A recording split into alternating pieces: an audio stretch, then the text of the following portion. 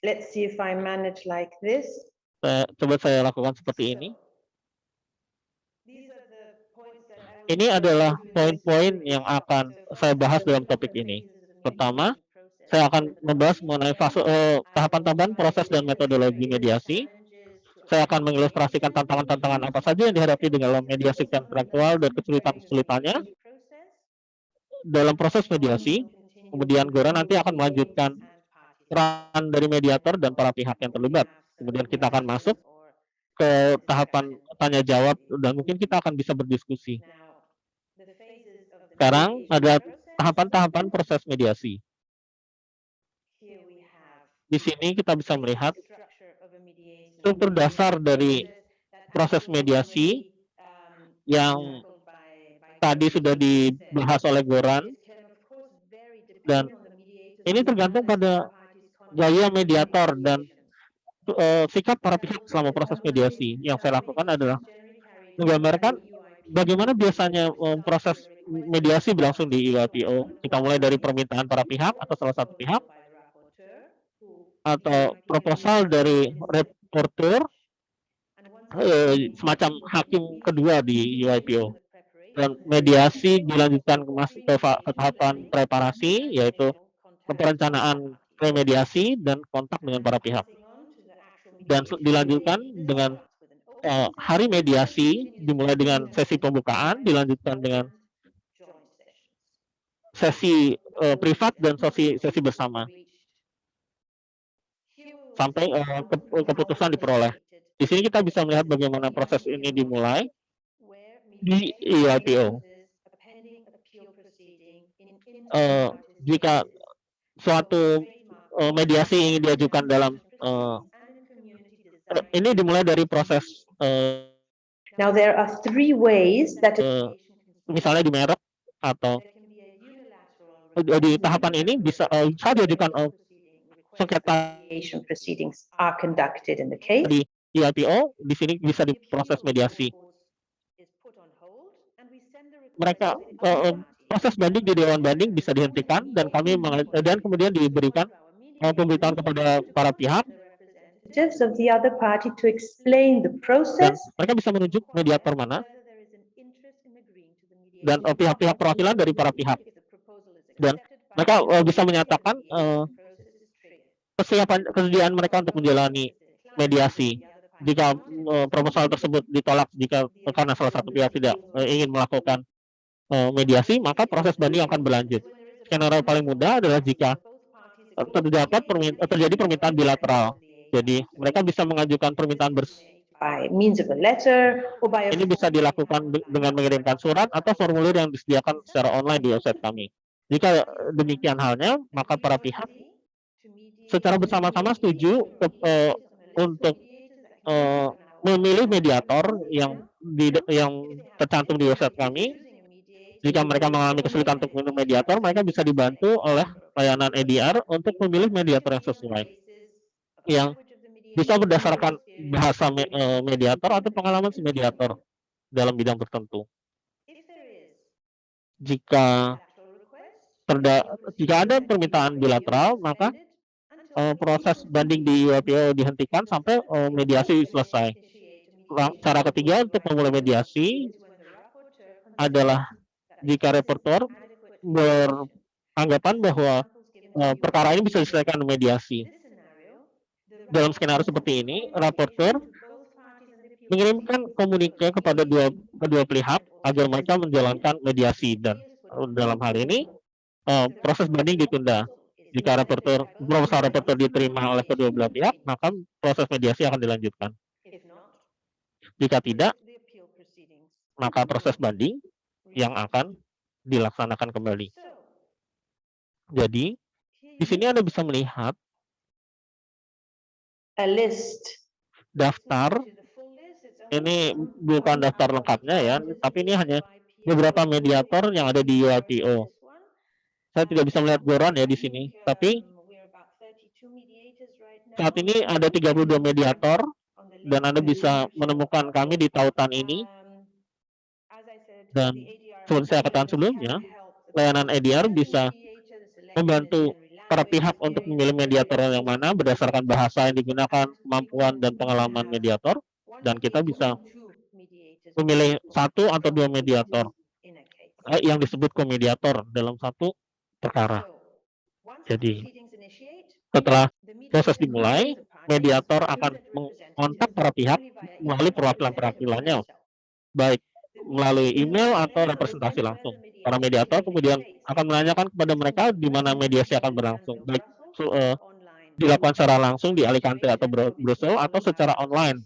Tentunya seperti kondisi saat ini, yang di mana mediasi harus dilakukan secara online. Jika pertemuan secara langsung dilakukan, in the preparatory contact, dalam kontak awal, mediator akan merekam kerahasiaan proses mediasi dan menegaskan bahwa keputusan adalah berada pada tangan para pihak. Jadi, masing-masing pihak harus ada orang yang bertanggung jawab untuk menandatangani hasil perjanjian. that they review and sign. This agreement includes a Perjanjian ini mencakup perjanjian kerahasiaan yang mengikat untuk semua aktor dalam proses mediasi.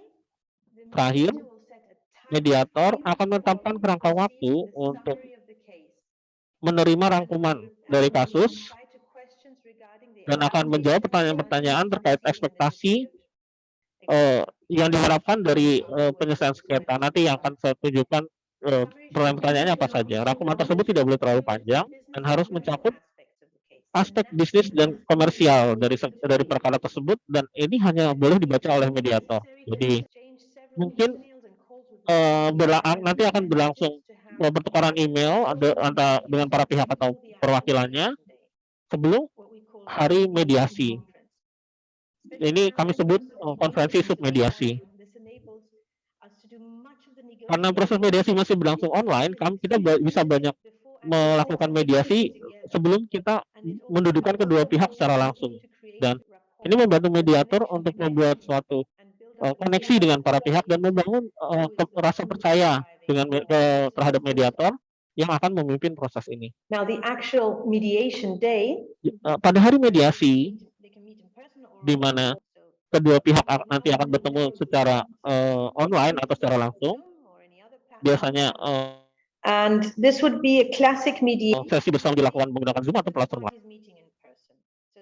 Dan di hari mediasi ini juga bisa dilakukan pertemuan langsung dari para pihak. Mediator nanti akan memberikan perkenalan dan menyampaikan aspek-aspek penting apa saja yang sudah diketahui oleh semua pihak, dan setelahnya para pihak akan membuat pernyataan pembuka. Idealnya ini disampaikan oleh pihak itu langsung, para pihak langsung atau CEO perusahaan, tapi bisa juga dilakukan oleh perwakilan hukumnya.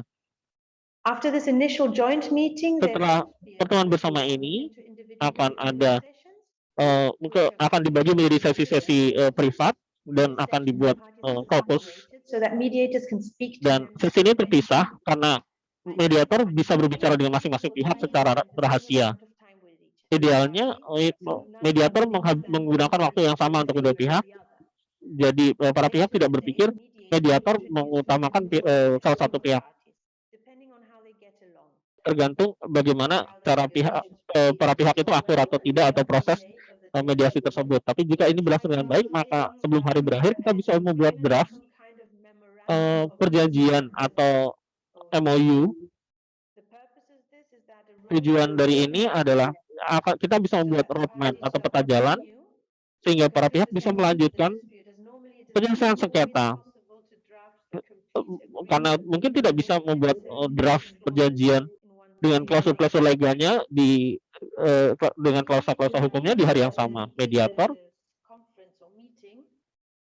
konferensi mediator akan berakhir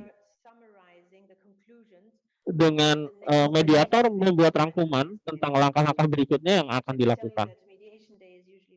Pada hari mediasi bisa berlangsung panjang. Jika preparasinya baik sebelumnya, maka bisa berlangsung singkat.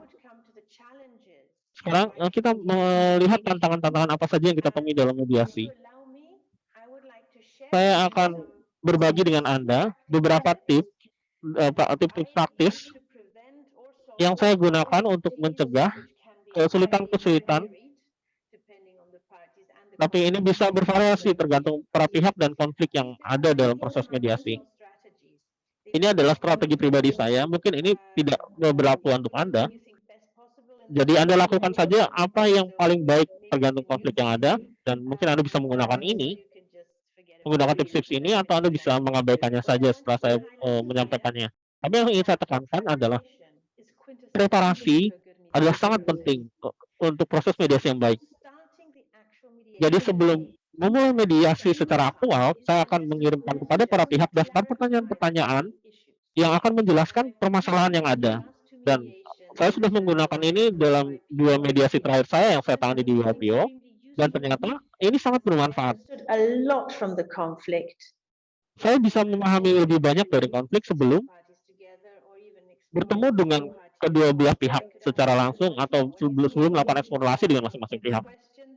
Jadi Anda lihat pertanyaan-pertanyaannya, misalnya, apa kerangka waktu klien Anda untuk menyelesaikan konflik ini? Apakah ada proses-proses lain yang dijalani oleh para pihak? Apakah ada permasalahan terkait dengan pihak lain, misalnya konflik komersial dan sebagainya?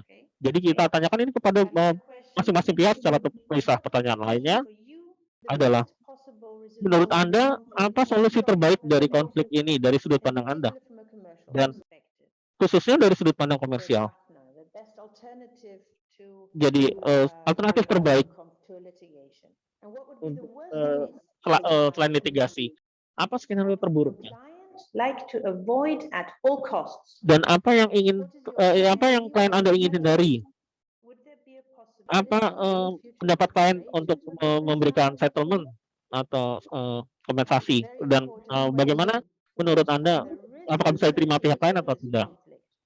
Dan apa hal yang terkait dengan konflik ini? Apakah dampak finansial, reputasi, mungkin dampak PR? Apakah klien Anda punya kepentingan tertentu di wilayah-wilayah Uni Eropa atau negara-negara lain? Pertanyaan yang memberikan informasi menarik adalah saat Anda memeriksa klien Anda, di mana sudut pandang mereka terkait kepentingan pihak lawan. Apakah klien Anda melihat resolusi apa yang How important is an amicable resolution for your client and why? Seberapa penting bagi klien Anda dan mengapa? Dan tentu saja ada banyak pertanyaan lain yang bisa Anda pikirkan. Dan seperti saya katakan sebelumnya, berdasarkan pengalaman saya, ini sangat membantu kita untuk memahami. Dan Anda bisa menggunakan ini di masa depan. Sebagai tip kedua, sejak awal ke meeting aktual, saya akan membuat agenda untuk hari ini. Dan akan disampaikan 4 atau 5 item yang akan memberikan struktur hari ini dan menunjukkan kepada para pihak apa yang bisa mereka lakukan. Dan ini akan menunjukkan para pihak bahwa saya sudah siap. Ini membuat para pihak merasa lebih aman. Ini akan saya sampaikan jika ada meeting fisik, maka saya akan membuat flip chart, dan agenda ini akan digantung di ruangan, dan ini menunjukkan bahwa kita bisa saat ini kita memperoleh progres dalam pertemuan ini, begitu. Sekarang saya akan membahas mengenai deadlock atau kebuntuan. Ini adalah tantangan yang menurut saya paling sulit dalam proses mediasi intelektual atau mediasi apapun. Kebuntuan adalah keadaan di mana tidak ada perkembangan yang terjadi. Dan ada berbagai alasan deadlock bisa terjadi di saat mediasi. Salah satunya adalah tidak adanya otoritas. Jadi salah satu pihak ternyata tidak memiliki otoritas untuk mengambil keputusan atau menandatangani perjanjian. Mungkin ada situasi finansial atau kesulitan finansial yang membuat pihak-pihak ini tidak bisa melanjutkan mediasi. Mungkin ada riwayat dari pihak untuk menjalani negosiasi, dan negosiasi ini tidak berlangsung dengan baik, dan mereka akhirnya dipaksa untuk menjalani mediasi untuk menghindari litigasi. Tapi pada kenyataannya, mereka sudah punya sejarah negosiasi yang berdampak besar. Dan ini menjadi alasan lain yang bisa terjadi deadlock. Karena pihak-pihak tidak ingin kehilangan muka. You can't, the company would never want to lose. Perusahaan tidak ingin kalah dalam sengketa Maybe, di awal proses it eh, might also be kalah that terhadap some saingannya. parties refuse to continue Mungkin juga negotiating para pihak because menolak of a tactical untuk melanjutkan reason. negosiasi karena It's wise alasan for the taktis, negotiation not to move forward so that jadi the supaya other negosiasi parties tidak berlangsung, pihak lain itu in a tidak mau way mengambil langkah maybe pertama. setting a precedent, Mungkin ada ketakutan untuk policies may timbul limit presiden terkait some of the kebijakan negotiation internal aspects. atau aspek-aspek negosiasi lainnya, atau kurangnya kepercayaan terhadap mediator. Ada banyak alasan bisa terjadi kebuntuan atau deadlock. Apa solusi yang mungkin jika terjadi kebuntuan atau deadlock? Saya akan menyampaikan beberapa di antaranya, tapi mungkin tidak bisa bekerja ya, tapi ini hanya anjuran. Apa saja yang sudah saya baca yang bisa membantu Anda bisa menyelesaikan deadlock dalam suatu mediasi, misalnya antisipasi masalah otoritas yang disampaikan sebelumnya, perjelas dengan para pihak ini sebelumnya, dan upayakan supaya otoritas bisa dikembangkan dengan mengundang orang-orang lain di perusahaan yang untuk hadir di mediasi. Mediator harus menanyakan rasional dari posisi tertentu atas permintaan dari para pihak.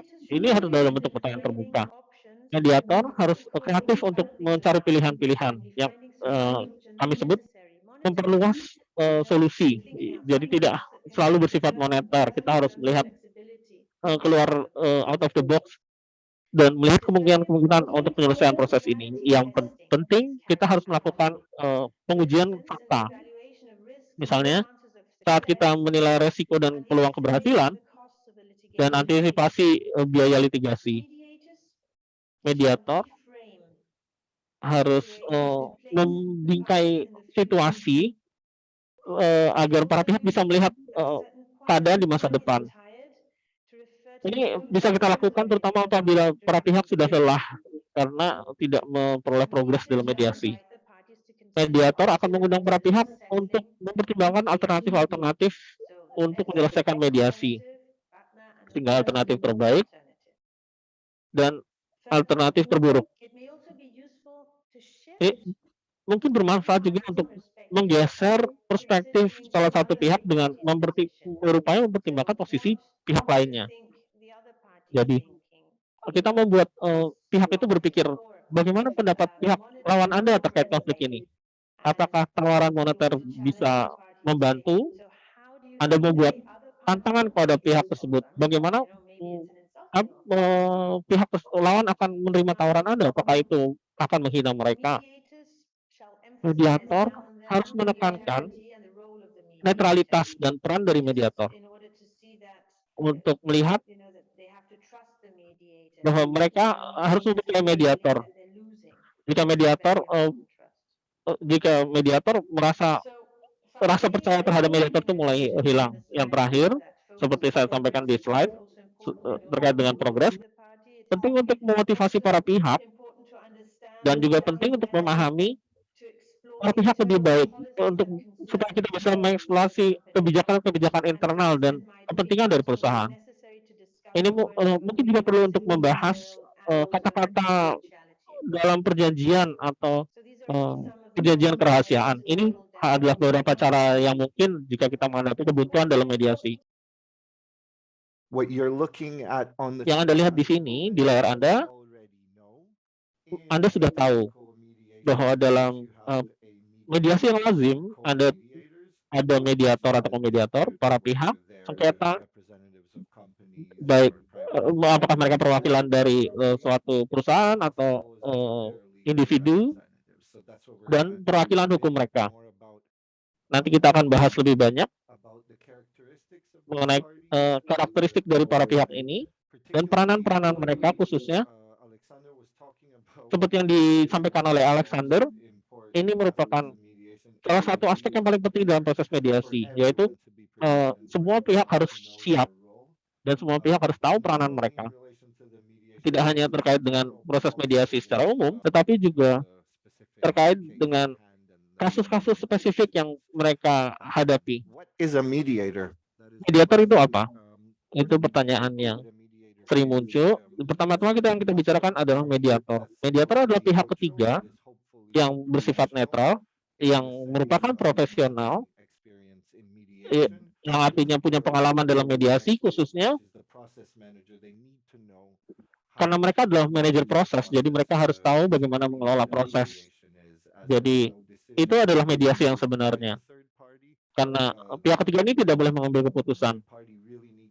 Dan pihak ketiga harus tahu benar-benar proses yang berlangsung dan bagaimana memandu para pihak yang secara sukarela terlibat dalam mediasi ini.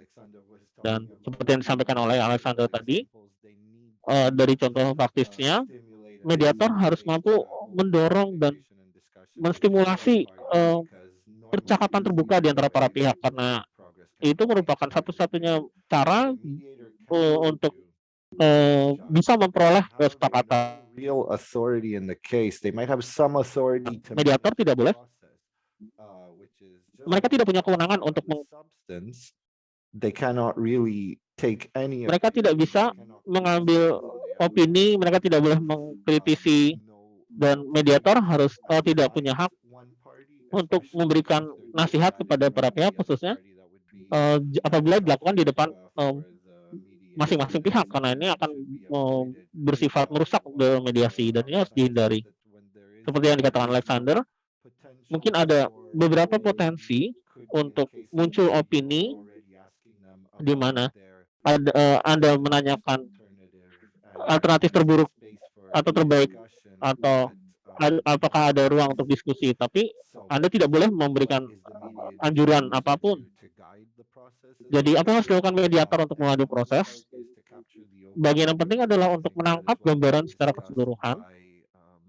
Seperti yang tadi sudah dibahas oleh Alexandra, bahwa ada konflik itu sendiri dan ada banyak hal lain di belakangnya. Ego, hubungan sebelumnya, kepentingan finansial dan sebagainya, dan ini belum tentu disampaikan oleh para pihak sejak awal. Jadi dengan diskusi ini beberapa unsur-unsur tersebut dapat diidentifikasi dan dengan demikian bisa diperoleh dasar yang sama untuk bisa memperoleh perjanjian, untuk bisa memperoleh kesepakatan. Dan pada hari mediasi, mediator bisa membawa tawaran dari masing-masing pihak kepada pihak lainnya, dan ini akan jika pihak sudah bereaksi terhadap tawaran yang diberikan, maka mediator bisa mencari ruang untuk solusi. Seperti yang disampaikan Alexander tadi, kita harus melakukan pemeriksaan fakta karena ini penting, karena mediator harus bisa mengelola ekspektasi dari kedua pihak ini untuk memastikan bahwa mereka harus tetap realistis dan masuk akal. Salah satu hal yang baik untuk mediator adalah meskipun mereka menyerahkan penyelesaian sengketa pada pihak tersebut, mediator tidak boleh membuat draftnya dan mereka tidak bertanggung jawab untuk memastikan bahwa perjanjian yang dicapai di antara kedua pihak itu bersifat legal dan dapat ditegakkan. Dan itu adalah kewajiban dari perwakilan hukum dari masing-masing pihak sebetulnya. Selanjutnya akan saya bahas singkat perbedaan-perbedaan mediasi seperti yang ada di layar. Pada dasarnya di sini, apakah sebagai mediator, apakah Anda hanya akan menjalani proses tersebut dan berharap solusi dari para pihak tersebut pihak-pihak tersebut akan muncul dengan solusinya sendiri, ataukah Anda menjadi lebih memandu terkait dengan substansi dan pokok-pokok dari mediasi. Di sini Anda bisa melihat garis tipis untuk memastikan, dan Anda tidak boleh melewati garis tersebut. Supaya Anda tidak melampaui kewajiban Anda sebagai mediator, dan Anda bisa melihat apakah itu bisa membantu mengubah ekspektasi dari para pihak tersebut, ekspektasi dan perspektif dari para pihak tersebut. Saat kita berbicara mengenai komediator, mungkin kita sudah membahas mengapa kasus-kasus tertentu diperlukan ini dan mengapa pihak-pihak yang bersengketa meminta komediator. Kompleksitasnya mungkin dibutuhkan kompleksitasnya atau keahlian-keahlian yang berbeda karena mereka punya latar belakang teknis dalam bidang hukum misalnya, dan jika para pihak berasal dari latar belakang linguistik yang berbeda, maka perlu ada komediator untuk masing-masing bahasa.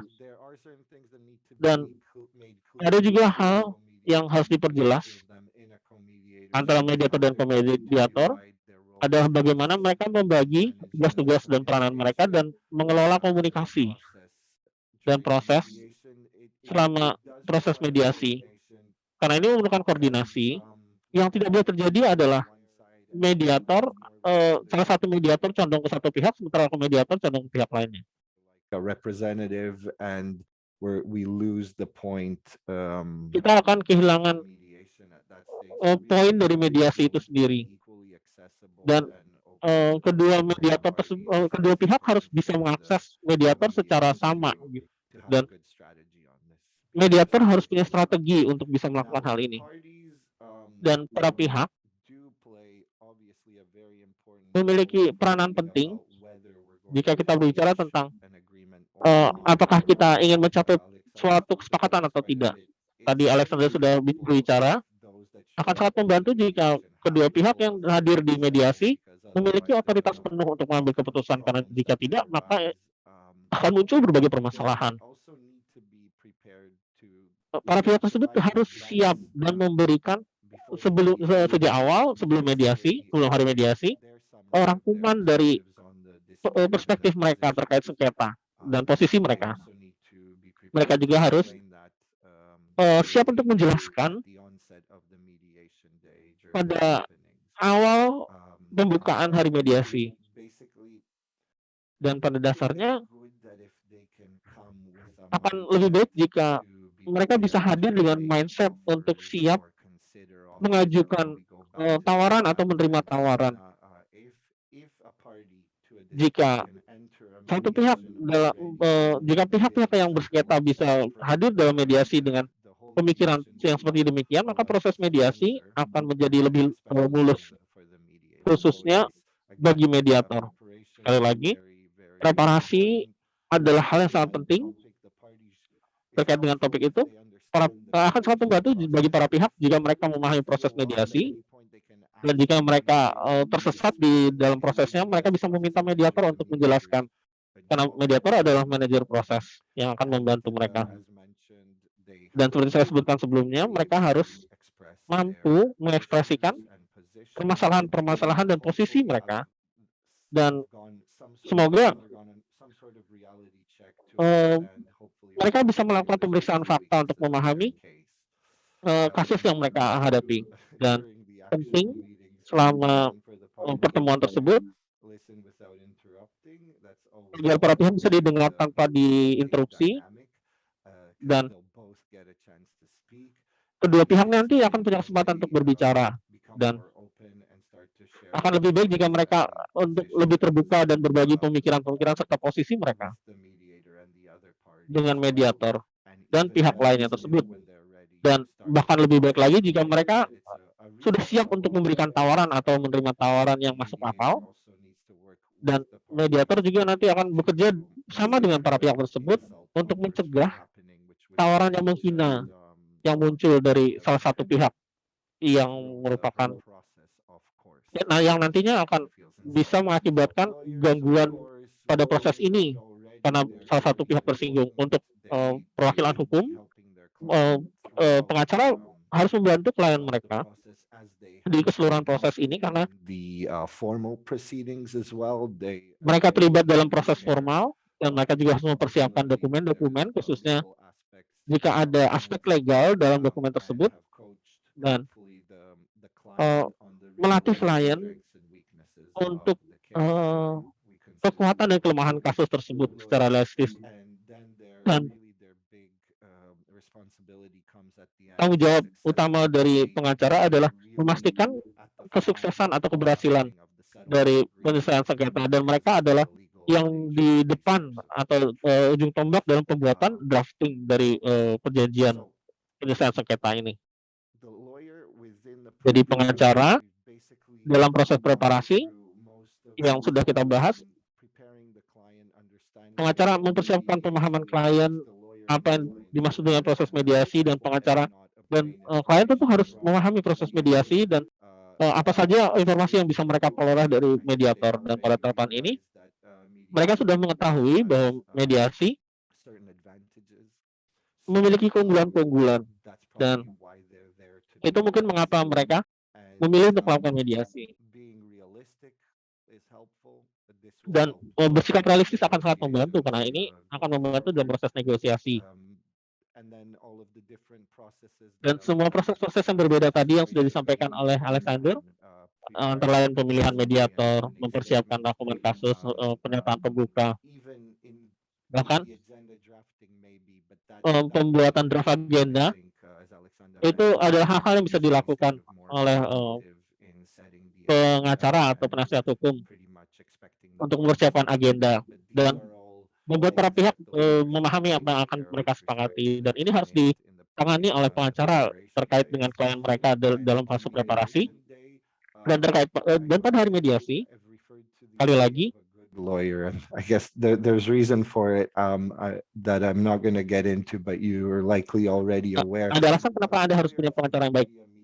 Pengacara yang baik menurut saya harus bersikap realistik terkait hal-hal yang didiskusikan. Dan mereka lah yang menganjurkan proses mediasi sejak awal. Jadi para pengacara tersebut adalah pihak yang mampu menggerakkan para pihak yang bersengketa untuk bisa memperoleh kesepakatan. Dan mereka terlibat dalam keseluruhan proses, dan pengacara akan memberikan nasihat legal atau sebagai pengacara bisnis misalnya memberikan anjuran-anjuran bisnis, atau sebagai pengacara dengan keahlian teknis bisa memberikan informasi teknis baik secara legal maupun teknis lainnya, atau solusi-solusi lain yang mungkin belum dipikirkan sebelum pada hari mediasi. Pada kenyataannya, klien juga pengacara juga harus melakukan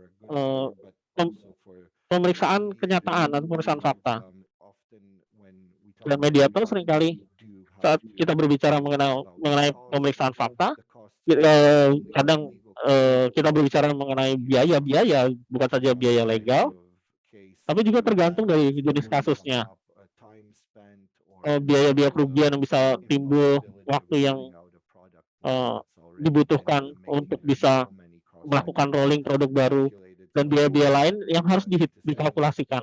Jadi semua hal tersebut, jika pengacara mampu mengelola ekspektasi dan pemeriksaan fakta dari klien, maka ada peluang yang lebih besar kesepakatan akan diperoleh di akhirnya, dan pengacara bisa mengambil alih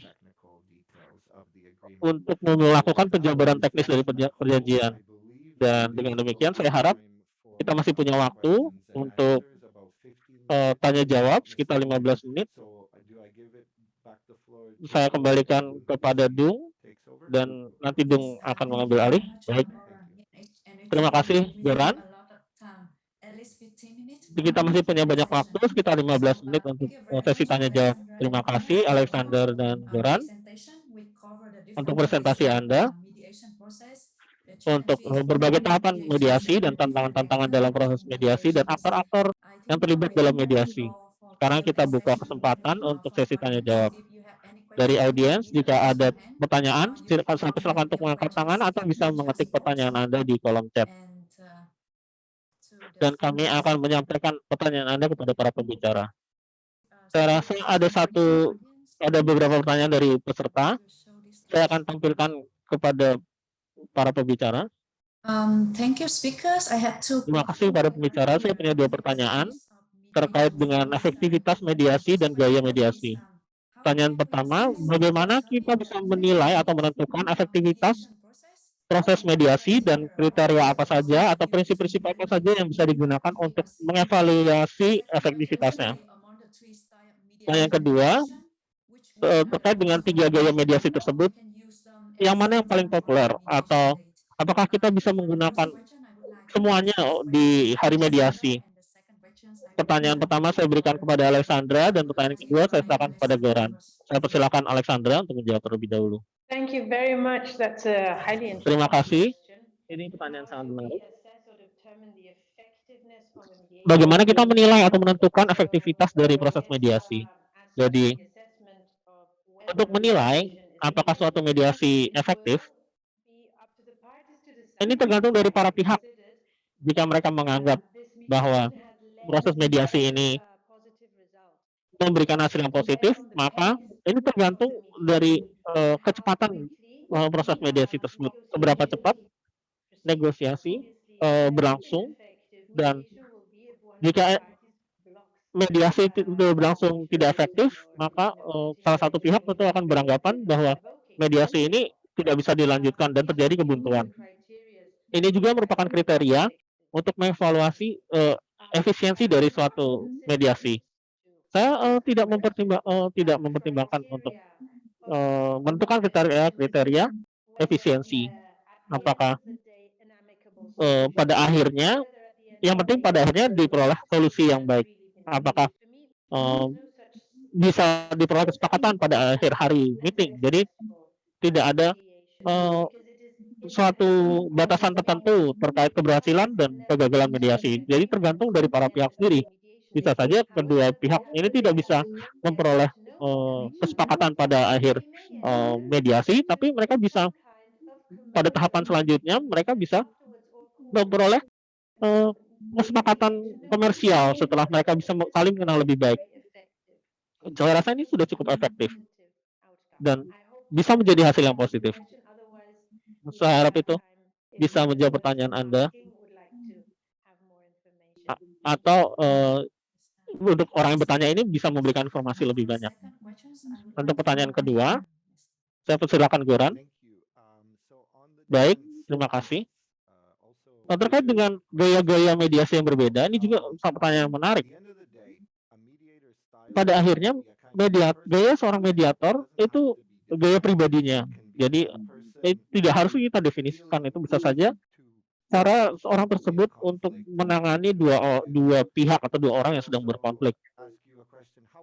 Saya juga bisa tanyakan kepada Anda, bagaimana Anda akan menghandle jika anggota keluarga Anda saling berantem? Bagaimana apa yang Anda lakukan? Bagaimana Anda bisa menyelanya? Jadi gaya-gaya tersebut yang saya sampaikan fasilitatif, di mana mediator lebih berfokus pada proses.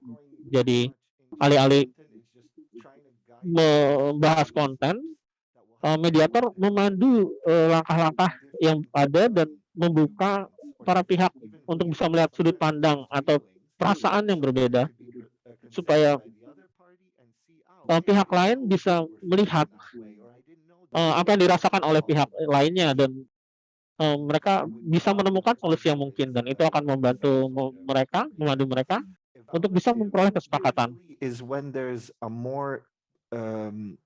Evaluatif sifatnya lebih percaya diri, di mana mediator punya pengalaman khusus terhadap suatu hal spesifik yang ada dalam konflik tersebut. Saya mengatakan ini karena misalnya di suatu seminar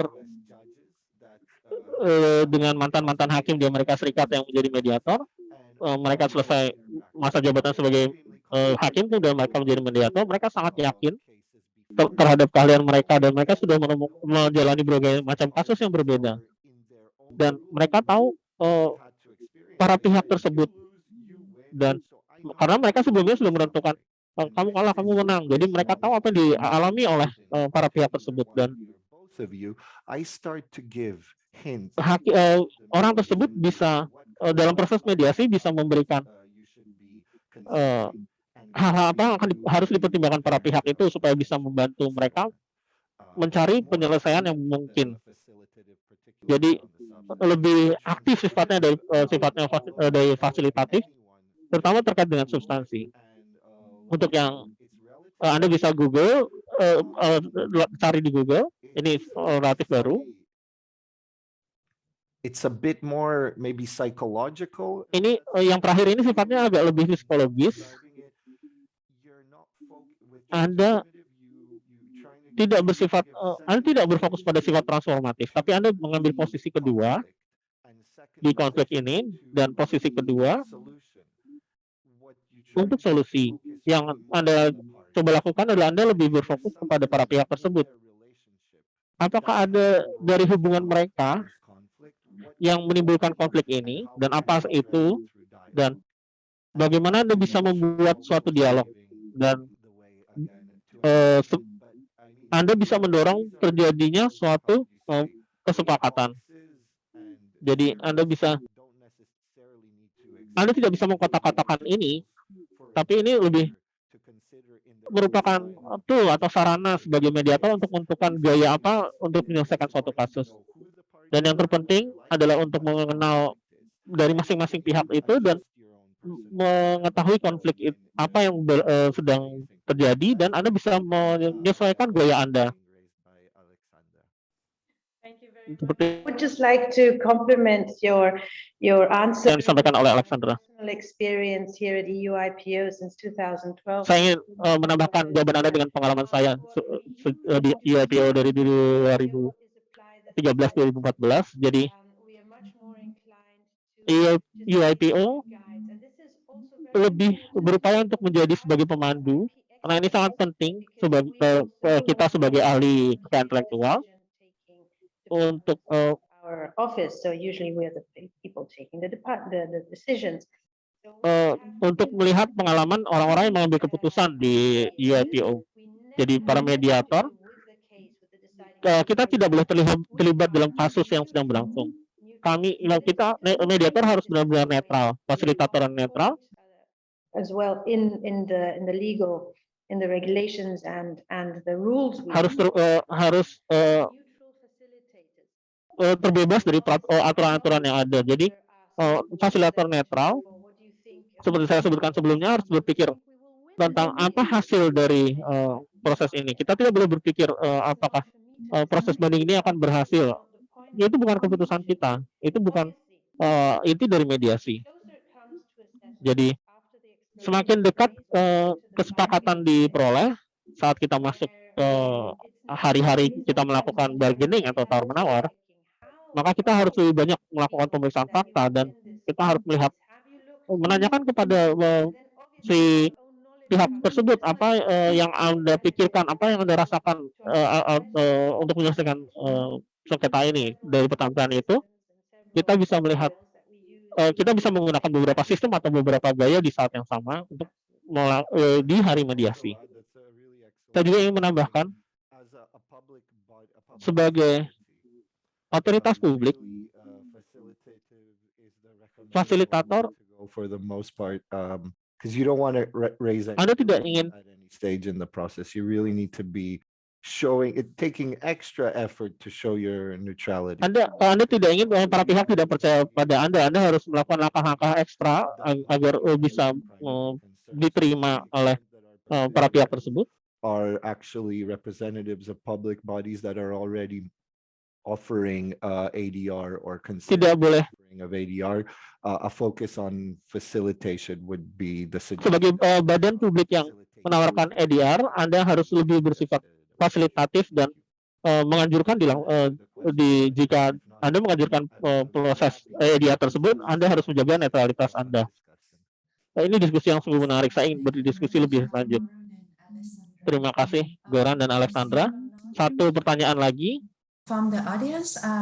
dari audiens, dari rekan dari Brunei. Saya ingin menanyakan ini kepada Alexandra. Berapa hari atau berapa jam biasanya Anda butuhkan untuk melakukan mediasi? Bagaimana jika tidak bisa diperoleh penyelesaian dalam waktu yang sudah ditentukan, tapi para pihak tersebut masih ingin terus bernegosiasi? Terima kasih atas pertanyaan ini. Ini sudah saya bahas dengan bos saya kemarin. Jika mediasi dimulai, Anda tahu kapan mediasi itu dimulai, tapi Anda tidak tahu kapan mediasi berakhir. Saat ini, dengan mediasi online, kami berupaya untuk bisa menyelesaikan perkara dalam waktu beberapa bulan. Tapi ini sangat tergantung dari para pihak tersebut dan bagaimana reaksi mereka. Jadi kita tidak bisa punya rangka waktu baku untuk itu. Jadi mungkin kita harus memikirkan itu dan kita harus membuat para pihak untuk menanggapi sesuai waktu yang ditentukan. Jadi biasanya kita mengkontak para perwakilannya dan perwakilan tersebut eh, bertanya kepada klien mereka, misalnya di Amerika Serikat, di Asia atau di Uni Eropa, dan para perwakilan hukum menunggu jawaban. Jadi kita tidak bisa mengandalkan ini, jadi kita tidak bisa menetapkan deadline. The first summary that we were mentioning before, within 20 days. Biasanya kami tentukan batasan waktunya 20 hari sejak penunjukan mediator. Dan terkait dengan pertanyaan awal yang saya tunjukkan sebelumnya, bisakah kirimkan jawaban Anda dalam waktu 2 minggu? Jadi kita harus memberikan jangka waktu yang masuk akal agar para pihak tersebut bisa memikirkan yang kita tanyakan, karena jika kita paksa mereka, kita tidak bisa mendapatkan jawaban yang kita inginkan. Tapi jika waktunya terlalu panjang, maka salah satu pihak akan jadi frustasi karena menunggu tanggapan, dan mereka tidak bisa meluncurkan produk mereka karena penundaan ini. Jadi kami berupaya untuk menentukan fase-fasenya. Saya tidak bisa menentukan berapa jam yang saya butuhkan, tapi saya akan selalu siap untuk menanggapi para pihak dan berupaya menentukan kecepatan dari proses. Saya ingin menyampaikan bahwa proses mediasi yang saat ini saya sedang tangani sudah dimulai sejak bulan Maret tahun 2020 dan saat ini terus masih berlangsung. Tentunya dengan adanya COVID dan pembatasan-pembatasan membuat ini semakin panjang, tapi untuk menjawab pertanyaan kedua, jika tidak diperoleh kesepakatan dalam suatu kerangka waktu tertentu, maka tentunya kita akan berupaya terus bernegosiasi. Jika kita bisa melihat ada niatan untuk negosiasi tetap berlangsung. Karena seperti saya jelaskan sebelumnya, mediasi secara otomatis menghentikan proses banding. Jadi yang kita lihat sayangnya di masa lampau, seringkali ada upaya-upaya penyalahgunaan sistem mediasi ini. Jadi satu pihak sebetulnya tidak berniat untuk menyelesaikan sengketa. Pihak tersebut juga tidak ingin keputusan Dewan Banding akan dijatuhkan karena bisa saja keputusan itu akan berefek buruk bagi mereka. Jadi pihak itu